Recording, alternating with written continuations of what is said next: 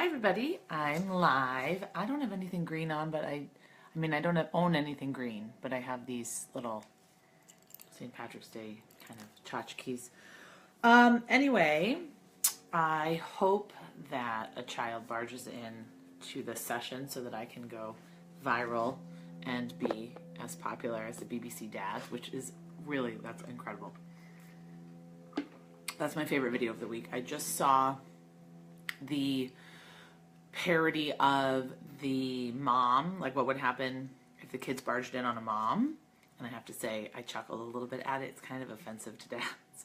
And certainly my husband is a better homemaker than I am, so it's not my situation. But anyway, I loved it. So people are still talking about that this week. So today I'm going to talk about something very specific. It's not a question, but it's an observation, and it's just something that I have been thinking about and wisdom that I kind of wanted to impart, and I even took a few notes. It's going to be a short video. So the title of my video today, and the question that I'm answering is, why shouldn't I post about St. Patrick's Day on St. Patrick's Day? Or why shouldn't I post a St. Patrick's meme on St. Patrick's Day? So it's not because I think St. Patrick's Day is offensive, although there's debates on both sides of that, and certainly Irish people, if you want to comment on that. And I had a nice debate today with someone about that, but that's not the reason. I'm going to give you the 3 reasons why you should not jump on just any old holiday and any old meme, and then what to do instead. So the first reason is it's overdone. It's overdone. All you see today from business pages are those stupid little memes. I mean, they're not necessarily stupid. Someone crafted them, but everyone has the same thing. They all say, Happy St. Patrick's Day, and they have shamrocks, or sometimes they have 4-leaf clovers, which my husband told me has nothing to do with St. Patrick's Day, allegedly. Who knew? I mean, I didn't know.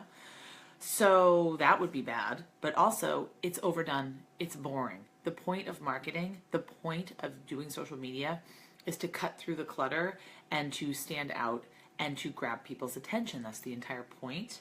That's why you're doing it. So if you're posting the same thing that other people are posting, if you just go to Google Images and grab any old image, or if you're sharing something from another page, then you're missing the point. You're totally missing the point.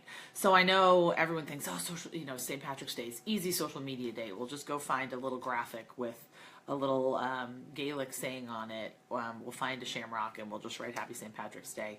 Done. There, my post for today is done.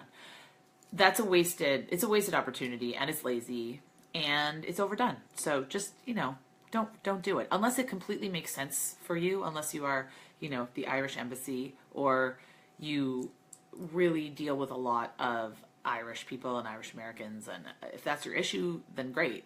But other than that, there's really no reason for me to be seeing like food banks and homelessness services and after school programs all posting about St. Patrick's Day. Doesn't make any sense. So, and that goes completely against marketing advice I would have given even just a year ago, by the way. So now I'm over it. You got to be different. You got to cut through the clutter. You can't just jump on the memes. You can't do it. So number 2, it's not your audience.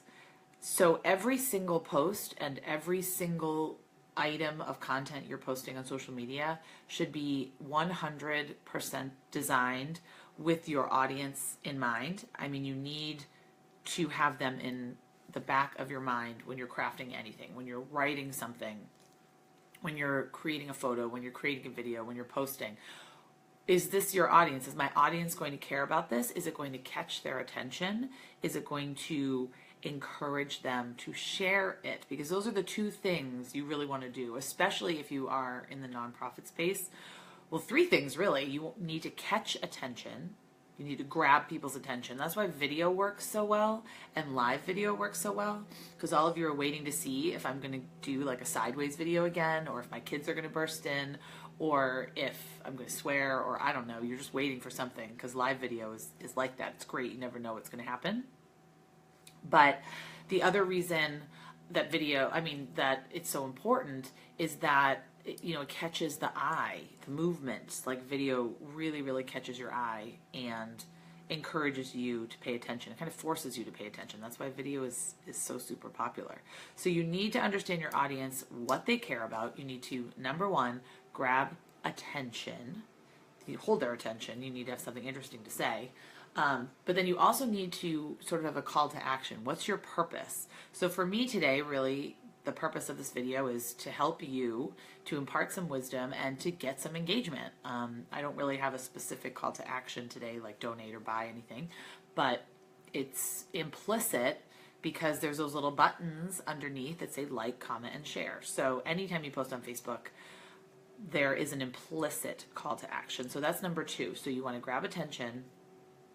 You want to have a call to action, encourage people to be doing something. And then you also want to encourage people to share. So is it shareable? Which those little St. Patrick's Day memes, they're not shareable because everyone's posting them. They're widely available. You can create one with Canva. You can do, you can really, it's just not something that's going to entice someone to share. Something like a GIF or an animated video, something like that I've never seen before, that's going to entice me to share. Something interesting, something that makes me think, something that educates me, something that informs me, something that helps me understand the world in a better way, that's going to get shared. So that's, number one reason why you don't share. Is it overdone? Number two reason why you shouldn't just jump on the bandwagon is it's not your audience. They might not care about it. They've seen it. It might not be of interest to them, and you have to have them in your back of your mind every time you're creating content. The number three reason is it really sometimes can look a little desperate. It can look a little pandering, and it can look like you just kind of threw it up there and you really didn't think about it. So people, whether consciously or unconsciously, they know that. They can smell phony posts a mile away. They can smell inauthenticity. They want you to be genuine. They want you to be you. They want you to be posting as you, things that make sense to you, not just throwing up any old thing that you find. So those are the three reasons really why I don't think you should jump on the bandwagon. So what to do instead? Put your own spin on it. If you really like St. Patrick's Day or Easter or any of these other holidays that are going to be talked about a lot online, 4th of July is another one. A lot of brands don't post on religious holidays because it can be seen as controversial or it can be seen as favoring one religion over the other. But a lot of people post on St. Patrick's Day, July 4th, New Year's, post, days that are not seen as religious. But add your own twist to it. So maybe share a photo of someone in the office, wearing all green, or maybe you had a contest today and you all had to bring in green baked goods, or just share something that gives a little bit of a perspective and insight into your organization and what you do. Maybe if you work with animals, dress them up in little hats and leprechaun outfits. I don't know. But that's a good way to put a spin on it and still really speak to your audience and what they're interested in.